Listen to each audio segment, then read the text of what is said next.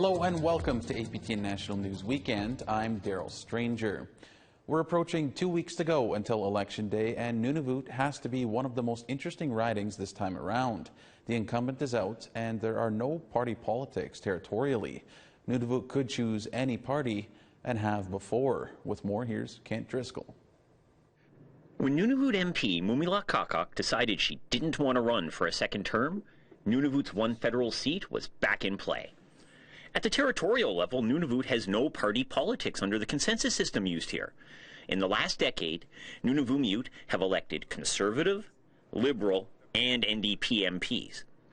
So instead of a blood-on-the-floor partisan political fight, these elections are more like extended job interviews, conducted over 1/5 of Canada's landmass. Here outside of the Iqaluit post office, we asked residents what they thought the biggest issues in the election were. I hear a lot of the candidates talking about housing and mental health, which is important, but I agree with them, and I think one of the biggest things that we should be focusing right now and for the next, until the elections and for a while, is housing. Housing is most important. And why? It's just because, like, everybody's, like, couch surfing, and they shouldn't be doing that. Like, they should be having housing. My daughter even got out of the list herself because she's waited too long. Housing shouldn't be a surprise. It was a major focus of the outgoing MP as well.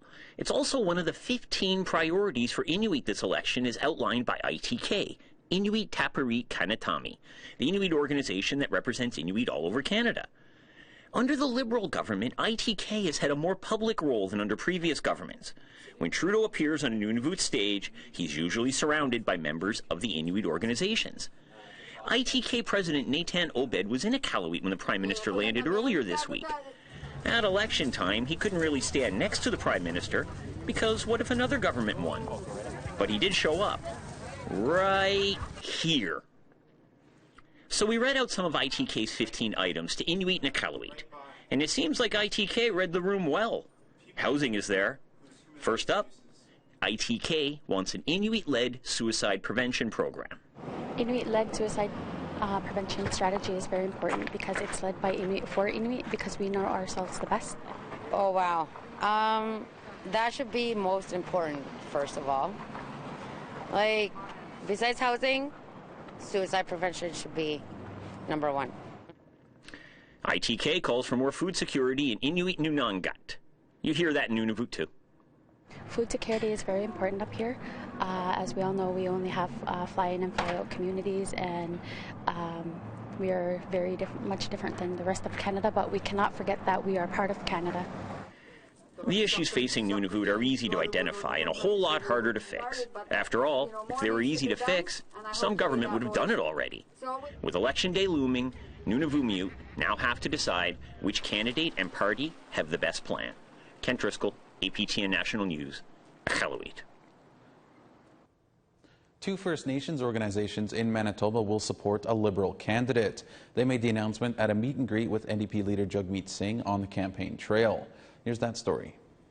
We do our part to try and engage our communities to make informed decisions on whatever political decisions they make. Fundamentally, the Assembly is nonpartisan, but we support all strong leaders.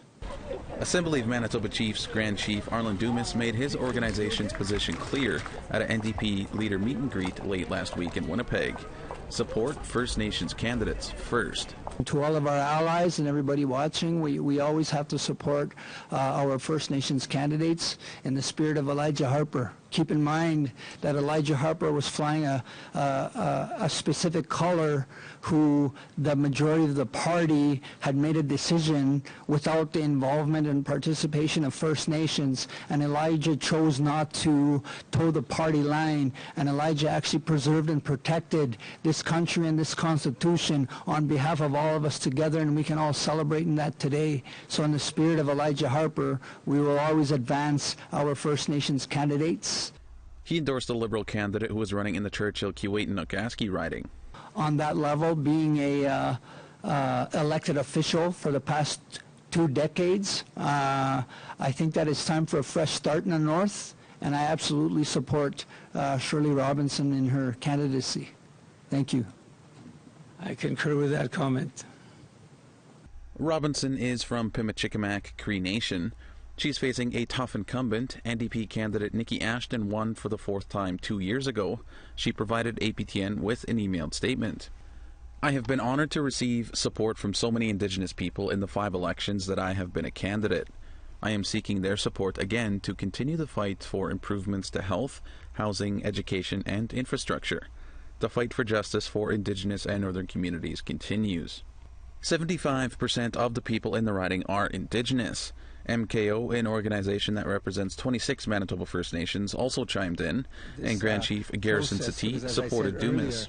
We have a vested interest in what happens in Canada when it comes to our Indigenous people, and we continue to support Indigenous people as they run. And our people are nonpartisan, as you said, but of course we will support our Indigenous people wherever they are. But the Southern Chiefs organization will not be endorsing a candidate.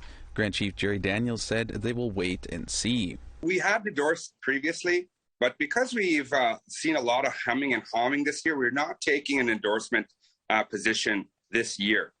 We've had chiefs who are supportive of particular candidates.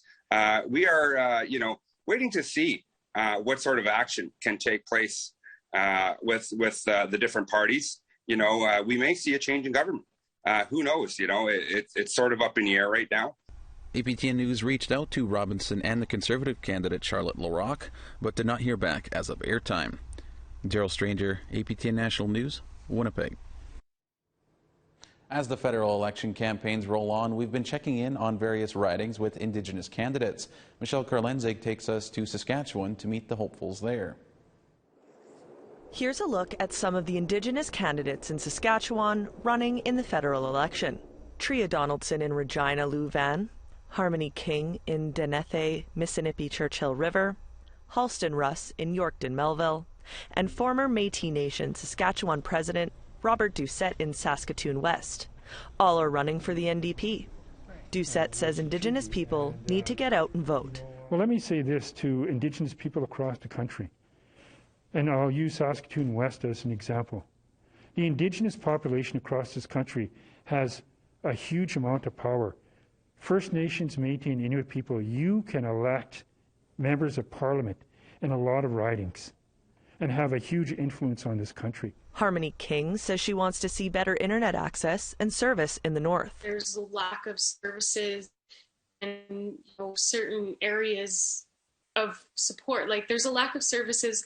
Services can be fragmented here, and we have the highest rates of suicide in Canada. Buckley Bellinger resigned his seat in the provincial legislature to challenge Conservative incumbent Gary Vidal as the Liberal candidate for Desnethe, Missinippi Churchill River. So as a former NDP provincial politician, I wanted to make the jump to the federal Liberals to tell people that it's time for us to first of all, vote, because we have incredible power to make those changes. But secondly, to work together, to stop splitting our vote and send one of our own Northerners to Ottawa to represent our views, to tell our stories and share our solutions. Dawn Dumont Walker of the Okanese First Nation is running for the Liberals in Saskatoon University. She says she decided to run for the Liberals because she likes how they handled the COVID-19 pandemic and discovery of hundreds of unmarked graves at residential school sites. I thought that they handled it very well. As a child of residential school survivors, I can't tell you how powerful it was to hear our Prime Minister say the word genocide. She's facing off against a Métis woman, North Marie Hunter from the Green Party. North Marie's brother, Isaiah Hunter, is also running for the Greens in Moose Jaw Lake Centre, Lanigan. All Indigenous candidates are encouraging Indigenous people to get out and vote. Saskatchewan currently has no Conservative candidates who identify as Indigenous. Michelle Karlenzig, APTN National News, Saskatoon. All right, we need to step aside for a short break, but still ahead, one woman is using homemade gifts to help residential school survivors.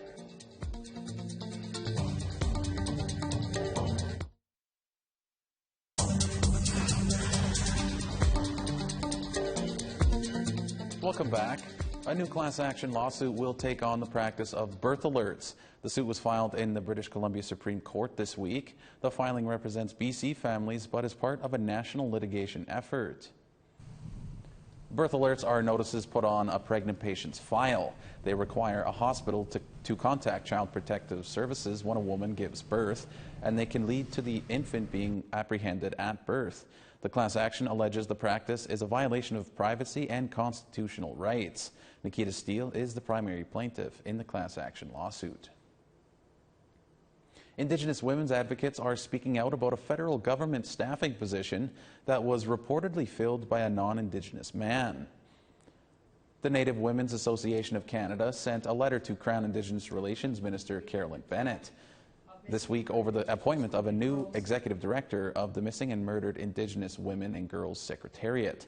The letter, written by Native Women's Association of Canada CEO Lynn Grew, said they were deeply concerned and failed to see how a person who is not a woman or Indigenous could relate to Indigenous women and girls when it comes to the violence they have endured. Minister Bennett's office told APTN this week they will comment on the matter in the coming days.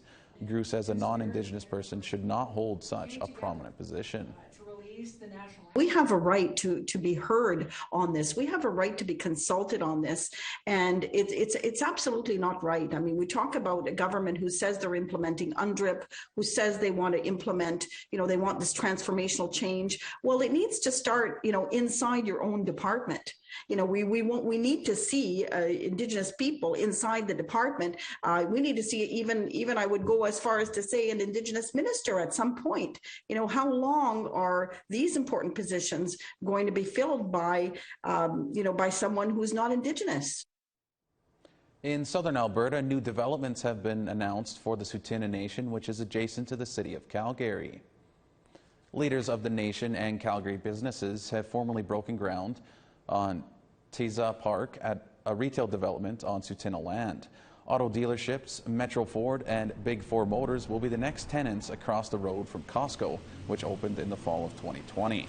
The dealerships are expected to be open for business in September of 2022. Vanessa Giannier wanted to do something for residential school survivors, and now hundreds of people are helping her across the country and all over the world, helping survivors receive a homemade gift. APTN's Priscilla Wolf has the story. Vanessa Giannier wanted to help residential school survivors when the news of unmarked graves began to be uncovered.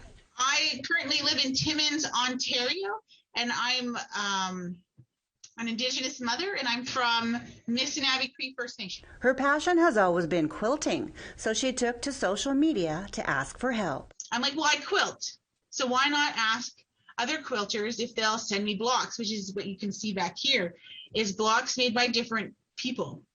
And I kind of put feelers out on Facebook and requested for 16.5-inch blocks for everyone just to send me one. And it just took off. It just went from 5 people in my group to now we have over 2,000 people in the group. I wanted to make 18 quilts, and well, I've made almost 200. We've done almost 200. At first, her goal was to make and send out 18 quilts, but that number has ballooned since June. We have given out 117 quilts, and we have 75 names of recipients wishing to receive a quilt. She set some deadlines and started to connect people with survivors. We do have some hard deadlines, like for single, like it's just growing like huge and a little overwhelming. I live in a very small home with my 2 young children, and I work full time, and I'm a single mom. So it kind of went a little bit too big, too quick. So single blocks, you have until the Canadian Thanksgiving to send quilt tops. You have till Halloween, and then come November 1st, then I just want to be more of an administrative role and just give you addresses to survivors for people to send quilts to. People who want to sew a quilt or receive one can join her Facebook group, Quilts for Survivors. Priscilla Wolf, APTN National News, Saskatoon. A Yukon First Nation just finished an ambitious project that will cut their dependency on diesel. The Vuntagwitchin First Nation in Old Crow relies on diesel generators for power, but that's all changed thanks to a new solar energy project. Spree Via will run from March until September and will cut their diesel dependence by almost a quarter. That will also result in about 5 million litres worth of diesel that won't have to be flown into the community over the next 25 years. Chief Tisha Tram said the change is noticeable already. The whole community, you can hear the difference, you can see the difference with the sun reflecting off of the solar panels, and this is a warm welcome to our rural First Nation, which is actually at the cutting edge of these technologies in the Arctic Circle. All right, we need to step aside one final time, but stick around.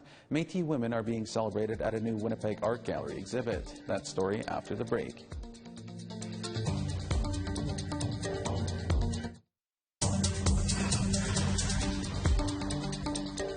Welcome back. Métis women are being celebrated at a new Winnipeg Art Gallery exhibit, which pays tribute to 250 plus years of Métis women. APTN's Michelle Karlenzig has more. Some of them are just sort of black and white. I smoke fire them. Tracy Charette Fair has been working with clay for years, but what started out as a hobby has now turned into a tribute to her heritage. Yeah, her exhibit, Heartbeat of a Nation, at the Winnipeg Art Gallery, Quilts, is a celebration of Métis women. I really felt that Métis women hadn't really been recognized throughout the history. You know, we have Louis Riel and Gabriel Dumont and, you know, many leaders, but women were kind of auxiliary, like they weren't really featured in much of the history. So I thought I wanted to recognize people like my mother and my grandmother and my great-grandmother, who really survived a lot of difficulties, you know, over many years, and I wanted to highlight them. Fair traced her grandmother's Métis heritage back to 1770. Last year marked 250 years, and so she made 250 clay wood smoked bowls. The bowls represent, in her words, the domestication of the women who birthed the Métis Nation. For me, the bowls are, as an installation here, they're this constellation of people. They're the constellation of women over the course of 250 years. So I see them as people and as beautiful in that they're all different. They're different sizes, they're different colors, they're different makeup, they're, you know, like there's just so much uniqueness. The exhibit also features tapestry from her family's history and pays homage to her aunties. They grew up feeling very ashamed of who they were, and so this is to take that and to transform it into something that we should all feel, is this pride in our heritage and who we are. When the exhibit is over, Fair will gift the bowls to Métis women across Manitoba. Heartbeat Nation is on now and runs from August 20th to September 16th. Michelle Karlenzig, APTN National News, Winnipeg. Fort Edmonton Park recently reopened in July after a big renovation. One key addition was the Indigenous Peoples Experience, which has now started to offer hands-on workshops. APTN's Chris Stewart has more. It's a new partnership with the fort, and so we're looking at potentially offering something like this again next year in the future, but this is a trial run to see what the response is from the community and to go through the process of developing these experiential workshops.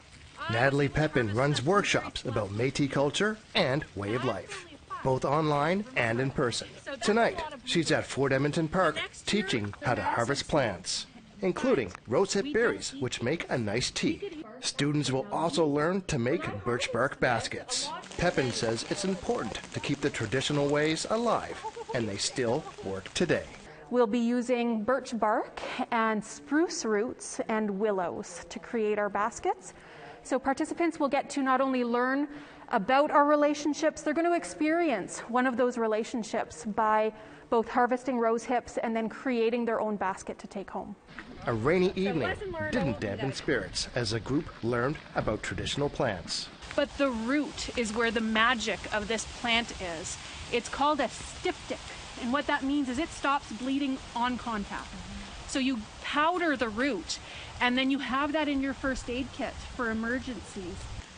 After harvesting the rose hips, the group went inside to learn birch bark basket making. Baskets that would hold the harvested plants. It's not easy for beginners, but the group caught on quick. I'm amazed that this is sticking together and that it hasn't broken apart yet. I may even be able to put berries in this at the end. This attendee was the first to complete his basket, and it looks perfect. I learned about my culture and about building these baskets and using everything from the land and putting it all together to see what my ancestors used to do. He says he will be back soon.